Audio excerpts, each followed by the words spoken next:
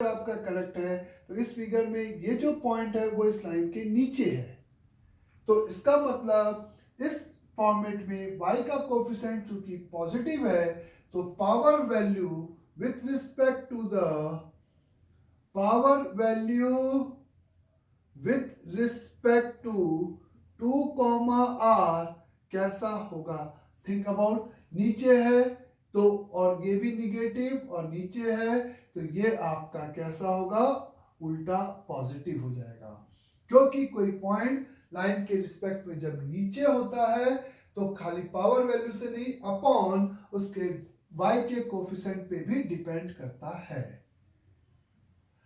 जैसा कि हम जानते हैं। तो 2, r से इस लाइन का परपेंडिकुलर डिस्टेंस यानी कि 8 - 6r डिवाइडेड बाई 5 मॉड नहीं लगाया, क्योंकि 2, r के रिस्पेक्ट में ये जस्टिफाई हो चुका है कि ये पॉजिटिव है और यही आपका r के इक्वल होगा। तो यहाँ पे आप 8 - 6r is equal to 5r, r is equal to 8/11। इस रिक्वायर्ड सर्कल का क्या हो जाएगा? रेडियस हो जाएगा। और चूंकि रेडियस आपको पता चल गया है तो आपको सेंटर भी पता चल गया बच्चे, क्योंकि सेंटर 2, r था। तो यहाँ पे आप मेरे से कह सकते हो सर्कल की इक्वेशन x - 2 का होल स्क्वायर प्लस y - 8/11 का होल स्क्वायर इस इक्वेट विथ क्या हो जाएगा? यहाँ पे रेडियस r था तो 8/11 का होल स्क्वायर। अंडरस्टैंड सभी को? तो एक इस मेथड से हम इस प्रॉब्लम को बहुत आसानी से सॉल्व कर सकते हैं, जिससे आप इसका रेडियस और सेंटर इस तरीके से निकाल सकते हो। दूसरा, अगर आपको दो लाइन इसकी टेंजेंट है, इसी सेम प्रॉब्लम की बात करें अनदर मेथड से, अगर कि जैसा कि आपको ये फिगर था, ये सर्कल था और ऐसा गिवन था, तो आपको ये गिवन था कि ये आपका यहाँ पे 2, 0 है। तो चूंकि ये दोनों लाइंस इसकी टेंजेंट है बच्चे, तो इस लाइंस दोनों लाइंस का जो आपका इस एंगल बाइसेक्टर होगा उसी पर इसका सेंटर लाई करेगा, ये तय है। इसी के एंगल बाइसेक्टर पर इसका सिंपली क्या लाई करेगा? सेंटर लाई करेगा। और एक जो बड़ा वाला सर्कल था उसका भी सेंटर इसी दो लाइंस के एंगल बाइसेक्टर पे लाई करेगा। वन ऑफ द लाइन यहाँ पे 4x - का 3y बराबर 0 है और दूसरी लाइन यहाँ पे y बराबर 0 है। तो जब हम फॉर्मूला लगाएंगे तो ऑब्वियस है हमें दो बाइसेक्टर्स इसके मिलेंगे। One of the bisector is the 4x - का 3y/5 is equate with plus minus y/1।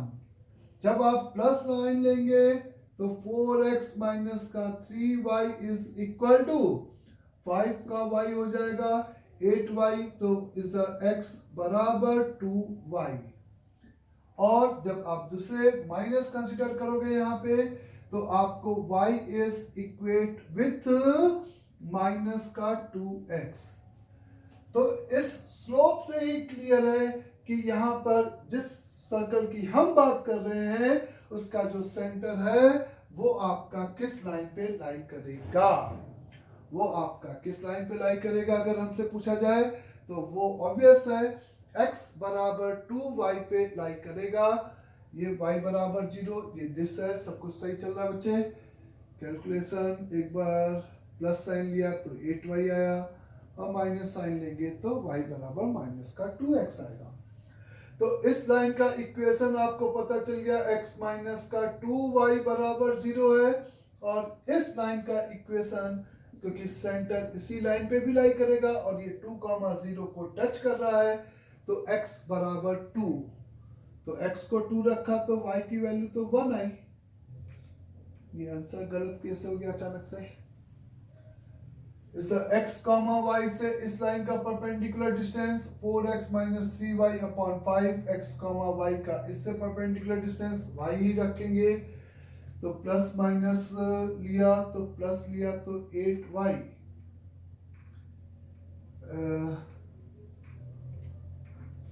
क्या हुआ? पहला वाला मेथड में क्या किया था, सेंटर अपन ने कितना लिया था बच्चे, इस 2 इधर से था, रेडियस r हो गया था, तो 2 कॉमा r आ गया था, है ना। तो 2 कॉमा r से इस लाइन का perpendicular distance the 4x minus का 3y is equal to the 0। तो यहाँ पे 8 माइनस का 3r upon 5 is equate with अपन ने r कर दिया था, ये क्या था, तो r की वैल्यू तो 1 आई थी, तो करेक्शन वहां पे कर लेना, ठीक है। नाउ जो भी है, तो यहाँ पे अपने आप देखो, जब आप x को 2 रखोगे इस केस में, तो x को 2 तो y की वैल्यू 1, तो इसके सेंटर का कोऑर्डिनेट, सही कोऑर्डिनेट 2, 1 कर लेना, पता नहीं कैसे कैलकुलेशन मिस्टेक हो गई, 2, 1 कर लेना, और रेडियस आपको इस फिर से x एक्सिस को टच कर रहा है, और ये सेंटर है, तो यही इसका रेडियस हो जाएगा, रेडियस यानी कि 1 यूनिट हो जाएगा। तो ये एक एंगल बाइसेक्टर के रिस्पेक्ट में इस तरीके से हम बात कर सकते हैं। एंगल बाइसेक्टर के रिस्पेक्ट में अपन को कहा जा सकता है कि उस सर्कल की इक्वेशन यहाँ पे फाइंड आउट करो। अंडरस्टैंड सबको यहाँ तक भी अच्छे से।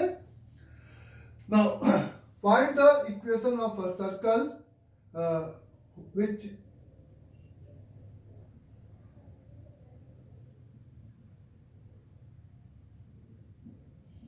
inscribed in a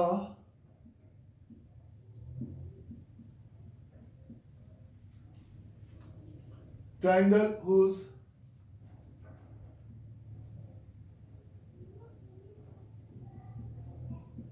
sides are x is equal 0, y is equal 0 and the 3x minus का 4y is equal to 12। अगर हमें एक ऐसे सर्कल का इक्वेशन चाहिए जो कि इस ट्रायंगल जिसकी साइड्स आर गिवन है उसके अंदर क्या किया गया है, इंस्क्राइब्ड किया गया है, ऐसे ट्रायंगल का अपन को क्या चाहिए, सिंपल इक्वेशन चाहिए, equation of circle which is inscribed. तो सबसे पहले अगर अपन बात करते थे कि एक तरीका होगा बच्चों जिसमें हम लोग कहते थे कि अगर ए बी सी सिंपल एक ट्रायंगल है और एक सर्कल अगर उसके अंदर इंस्क्राइब किया जा रहा है, तो इसके कोऑर्डिनेट की अगर हम बात करते थे जिसको हम इन सेंटर बोलते हैं, अगर इसका कोऑर्डिनेट x1, y1 है, इस पॉइंट का कोऑर्डिनेट x2, y2 है, और इस वर्टेक्स का कोऑर्डिनेट x3, y3 है, तो इस सर्कल का इन सेंटर निकालने के लिए आप सिंपली क्या काम करते हो, सबसे पहले इस फिगर में इस वर्टेक्स के अपोजिट साइड्स की लेंथ तीनों निकालते हो। तो B और C का कोऑर्डिनेट पता है, तो डिस्टेंस फॉर्मूले से BC की लेंथ आ जाएगी, जिसको मैंने स्मॉल a कंसीडर कर लिया। सिमिलरली AC की लेंथ को B और इसको C। तो अपन को बताया गया है इन सेंटर का कोऑर्डिनेट सिंपली क्या हो जाएगा, ax1 प्लस by1 प्लस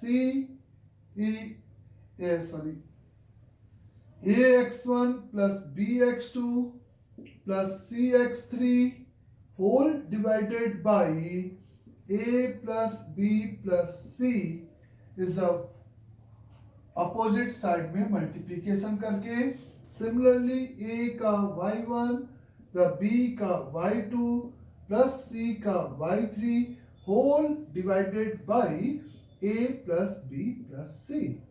ये उस रिक्वायर्ड सर्कल का क्या हो जाता है, इन सेंटर। और इन सेंटर पता चल गया यानी कि सर्कल का सेंटर पता चल गया, तो किसी भी एक पॉइंट से एक साइड से परपेंडिकुलर डिस्टेंस उसका क्या होगा, रेडियस होगा, यही होता है। और दो पॉइंट से मिलाने वाली हम लाइन की इक्वेशन लिख सकते हैं और रेडियस डिस्टेंस फॉर्मूले से निकाल सकते हैं।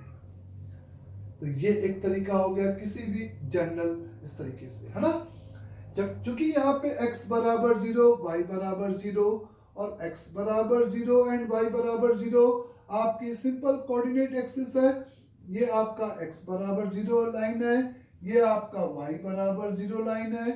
इस लाइन को अगर मैं सही में प्लॉट करूंगा तो ये लाइन इस तरीके से एक्स वाई प्लेन में प्लॉट होगा, जिसके इसी ट्रायंगल के हम बात कर रहे हैं, इसी सर्कल की, जो कि इस OAB में क्या किया गया है, इंस्क्राइब किया गया है। O का कोऑर्डिनेट क्या हो जाएगा बच्चे, 0,0। A का कोऑर्डिनेट हम कैसे निकालेंगे, y को 0 पुट करेंगे, 4,0। B का कोऑर्डिनेट आप कैसे निकाल सकते हो, इस x को 0 पुट करोगे तो 0, -3। सभी साइड्स निकाल लेता हूं मैं। ये लेंथ आपकी इन दोनों पॉइंट्स के बीच का डिस्टेंस 4 यूनिट, 3 यूनिट और ये 5 यूनिट। इन सेंटर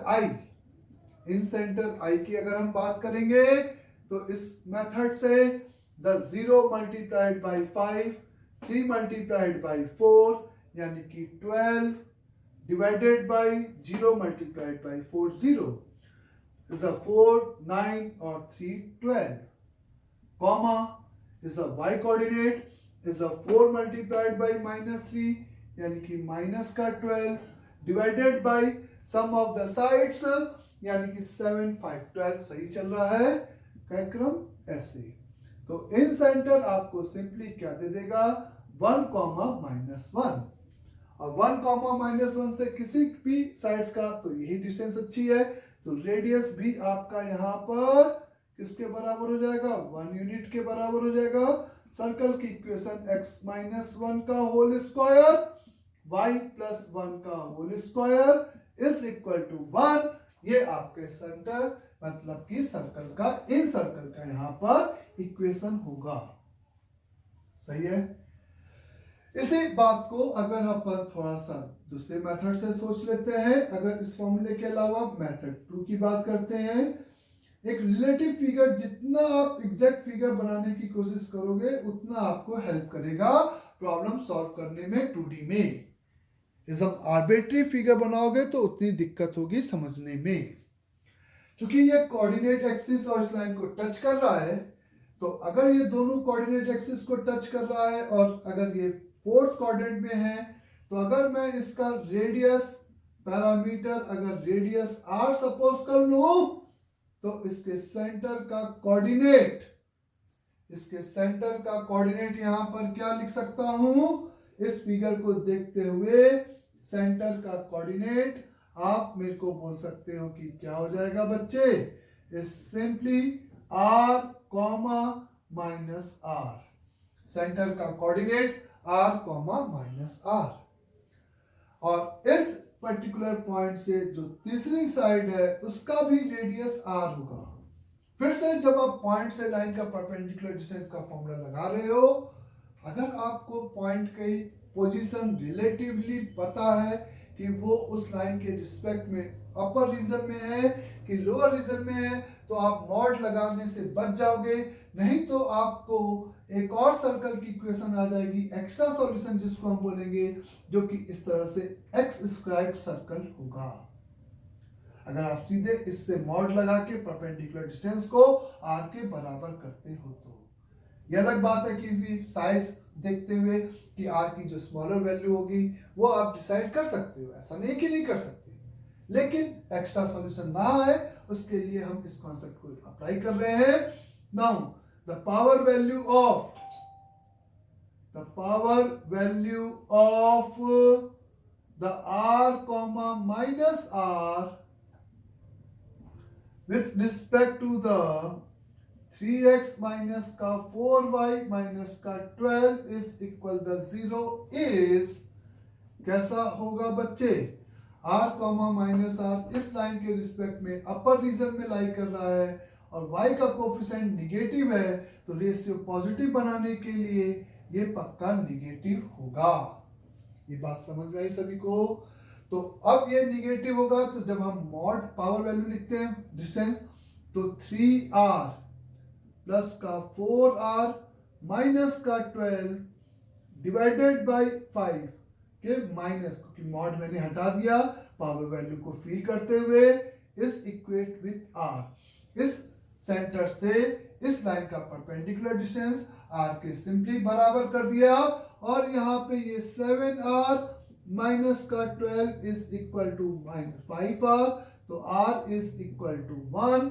तो आपका अगेन सेंटर और रेडियस आ जाएगा। इस मेथड से भी आप इस सर्कल की इक्वेशन सिंपली निकाल सकते हो। क्लियर सभी को यहां तक भी अच्छे से? नाउ फिर अगर हमसे कहा जाता है कुछ इस तरीके से बच्चे,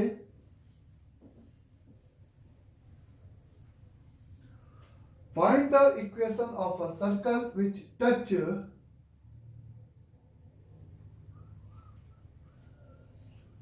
a line 3x plus का 4y is equate with 5 and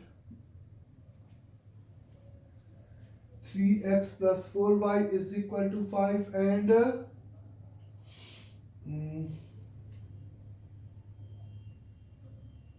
4x plus 3y is equal to 10. Find the equation of a circle which touch this and this line, है ना? This and this line, and its radius is equal 5 unit. Radius is equal the 5 unit. Find the equation of a circle which touch this and this line, and radius is simply कितना है? 5 unit है, and its lie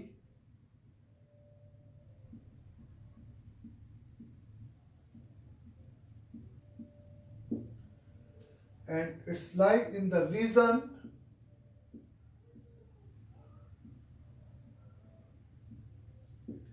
which contain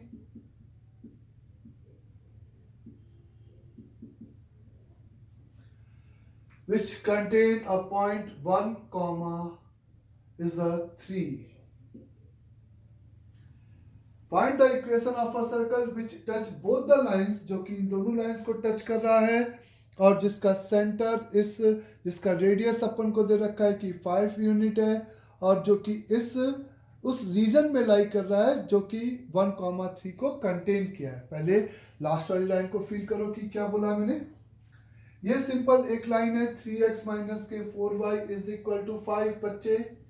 ये दूसरी line है आपकी यहाँ पर 1,3 इस लाइंस के रिस्पेक्ट में कहाँ पे होगा? अगर रिलेटिवली बात करें तो इस लाइन का जो स्लोप है वो आपका माइनस का 3/4 है, यानी कि इसका 4/3 है।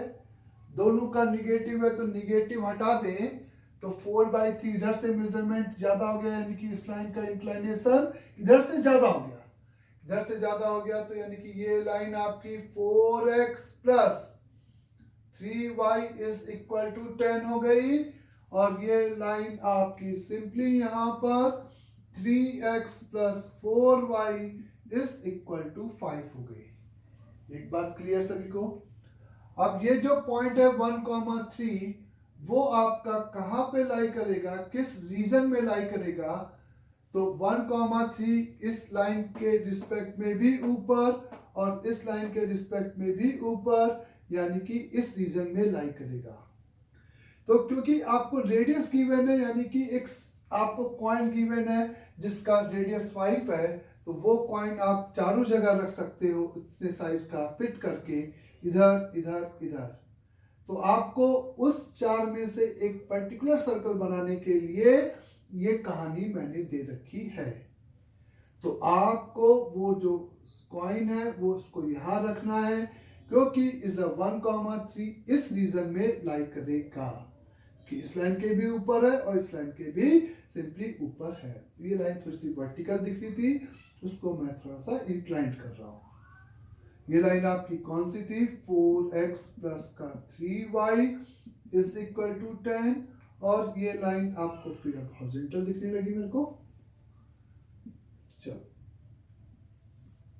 ये लाइन आपकी सिंपली 3x प्लस का 4y इज इक्वल टू 5 है, और यहाँ पे वो सिक्का आपने रखा है।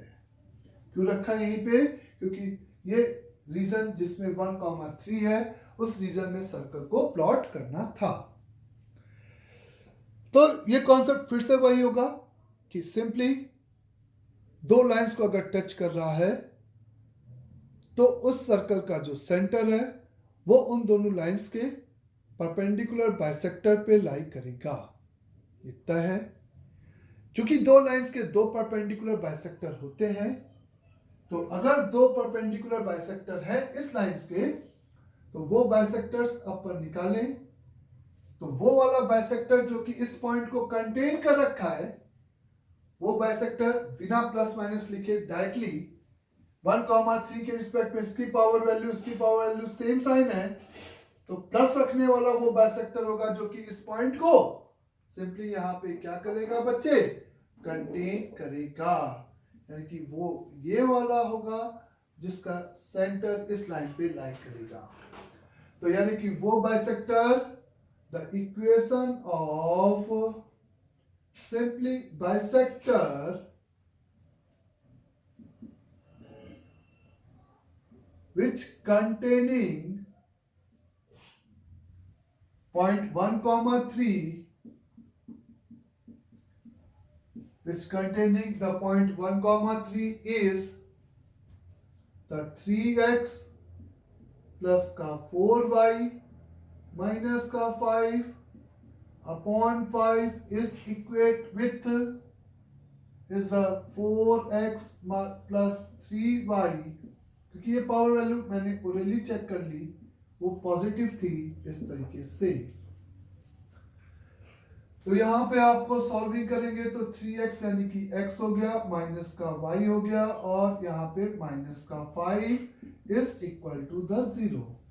यानी कि ये वो पर्टिकुलर बाइसेक्टर हो गया जिसपे उसका सेंटर क्या करेगा, लाई करेगा। एक कहानी यहाँ तक खत्म हुई। अब इस सर्कल पे लाई करेगा। अब इस लाइन पे अभी भी दो केस बचेंगे, एक इधर और एक इधर। इसका ऑब्वियस जो सर्कल होगा वो इधर होगा, एक इधर होगा, जो कि दोनों को टच कर रहा है। तो अगर आपको अब इसका एक इंफॉर्मेशन क्या था कि इसका रेडियस आपको 5 यूनिट था, तो आपको पता चल गया कि सेंटर अगर इस लाइन पर है तो आपने सेंटर का कोऑर्डिनेट x कोऑर्डिनेट अल्फा ले लिया, तो y कोऑर्डिनेट की वैल्यू सिंपली अल्फा माइनस का 5 हो गया। x कोऑर्डिनेट अल्फा लिया तो y की वैल्यू अल्फा माइनस 5, इसका सेंटर आ गया बच्चे। इस पॉइंट से किसी भी एक लाइन का तुम परपेंडिकुलर डिस्टेंस किसके इक्वेट कर दोगे, 5 के बराबर कर दोगे अल्फा निकालने के लिए। और चूंकि ये पॉइंट इस लाइन के ऊपर है, चूंकि ये पॉइंट इस लाइन के ऊपर है फिगर में, तो और y का कोफिशिएंट पॉजिटिव है तो पावर वैल्यू भी आपकी पॉजिटिव होगी। तो 4 का alpha plus 3 into alpha minus 5 minus का 10 डिवाइडेड बाय 5, मॉड क्यों नहीं लगाया, मॉड लगाते तो जो अल्फा की वैल्यू आती वो एक और सर्कल देता जो कि नीचे प्लॉट होता, इज इक्वेट विथ 5। तो 4 अल्फा प्लस 3 अल्फा यानी कि सिंपली 7 अल्फा माइनस का 15 माइनस का 10 यानी कि माइनस का 25 इज इक्वेट विथ 25। देख लेना एक बार कैलकुलेशन। 15 तो alpha is equate with the simply 50 divided by 7, तो अल्फा आपका 15 डिवाइडेड बाय 7 आ गया। उससे आपको सिंपली सेंटर पता चल गया और रेडियस तो आपको पता ही था। तो आप आराम से इस सर्कल की क्या लिख सकते हैं, इक्वेशन हम यहां पर लिख सकते हैं। तो इस तरीके से ये प्रॉब्लम था जिसमें हमें ये सिचुएशन गिवन थी कि find the equation of circle.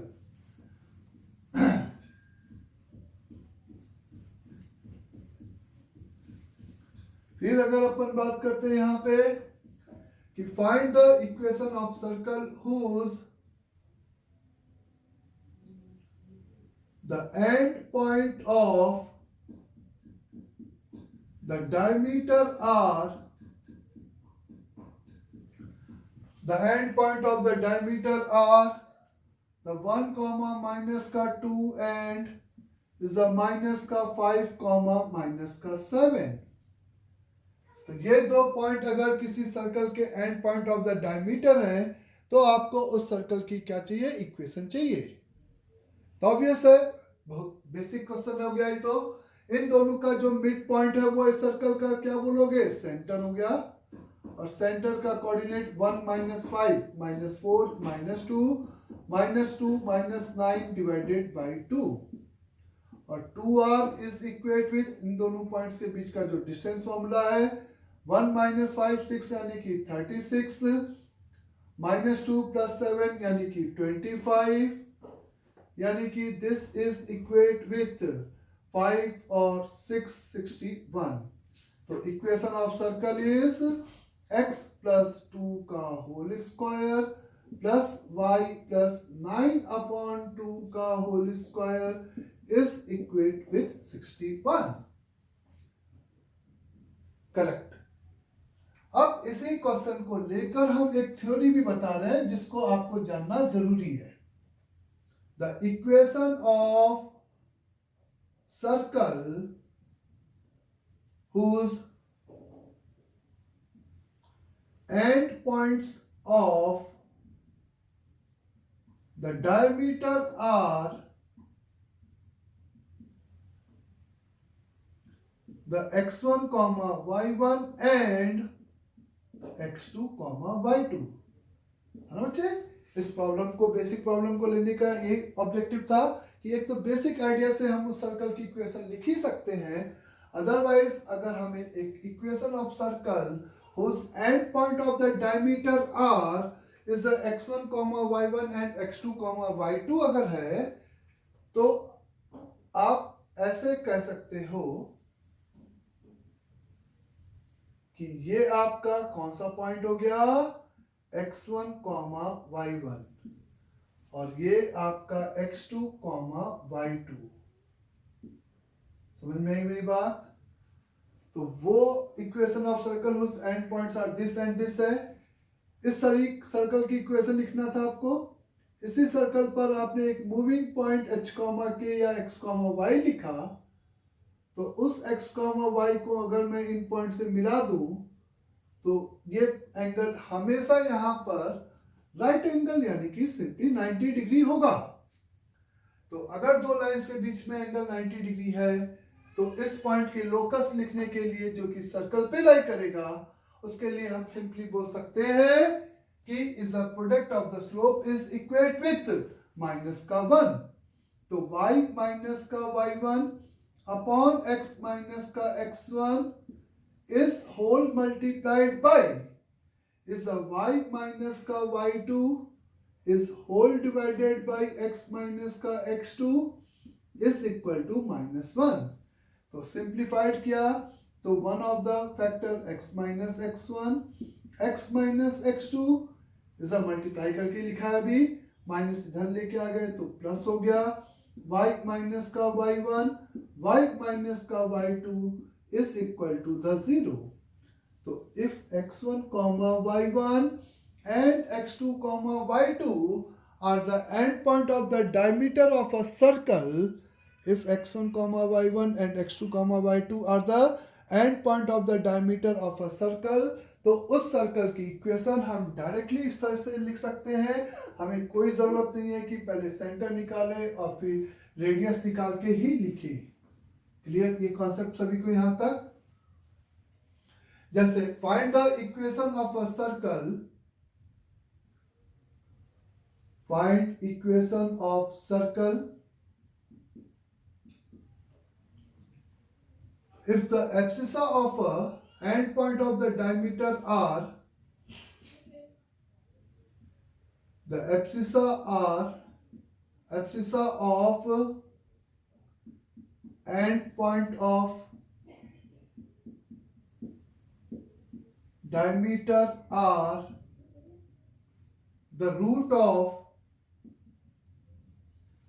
is a a1 x square plus b1 x plus c बराबर 0, where obviously a1 is not equal to the 0. Abscissa of the end point of the diameter or the root of this quadratic and the ordinate of the same end point or the ordinate of the same points are root of the a2y square plus b2y plus c2 is equal to 0, where a2 is not equal to the 0, क्योंकि quadratic होना जरूरी है, 2 point ले रहे हो, तो abscissa अगर इसके रूट है, ऑर्डिनेट इसके रूट है, तो find the equation of the circle, यानी कि उस सर्कल के दो and point of the diameter इसके रूट है और ऑर्डिनेट इसके रूट है, मतलब ए और बी के coordinate x1 y1 x2 y2। तो जब आपको ये स्टेटमेंट पता है तो आप यहाँ पे आराम से एक आइडेंटिटी लिख सकते हो। मान लेते हैं कि and point of the diameter है x1, y1 and x2, y2, तो इस क्वाड्रेटिक के रूट यहाँ पे कौन हो जाएंगे, x1 x2, इस क्वाड्रेटिक के रूट y1 y2, और आपको ये इक्वेशन लिखनी है। तो चूंकि x1 y1 x1 x2 इस क्वाड्रेटिक के रूट हैं, तो a1, क्योंकि यहाँ पे x minus x1 into x minus x2 चाहिए, तो ax square plus b1x plus c1 is equivalent to the, किसके होगा बच्चे, लीडिंग कोफिशिएंट ना लिखना भूलें, x minus x1 into x minus x2, ये इसके इक्विवेलेंट होगा, and the a2y square plus the b2y plus c2 is आपका इक्विवेलेंट होगा a2 whole multiplied by y minus y1 into y minus का y2।